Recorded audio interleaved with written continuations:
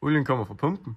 Det skal igennem filteret. Når olien er meget kold, løber det herover, for så er det svært at trykke igennem filteret, når det er tykt. Det løber det herover igennem vores termoventil her, og så ud. Hvis filteret er tilstoppet, løber olien herover, lægger tryk på der, og lægger tryk på heroppe mod fjerderen på 5 bar. Så lukker den olien ud i smørkredsen her. Når olien er forbi filteret, løber det ud herop, ud til vores trykbegrænsninger her.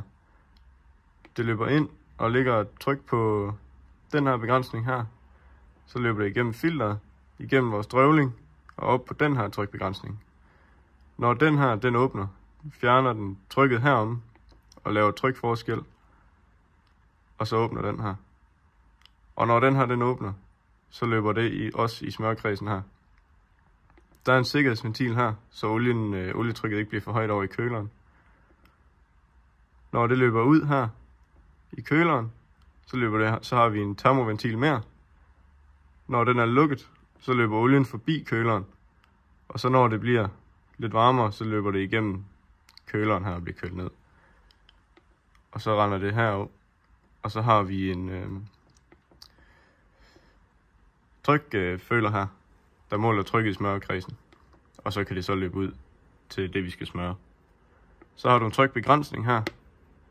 Og det der så kommer ud af den del, løber så direkte til tank. Olien kommer fra pumpen og løber ud, herud, ned til vores gearkasseventiler hernede. Olien kommer ind og lægger sig på alle vores retningsventiler her. Igennem drøvlingen på dem alle sammen.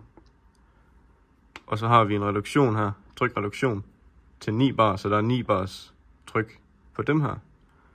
Og når vi åbner dem her med de 9 bar på, trykker vi på fjederen og aktiverer hver eneste her.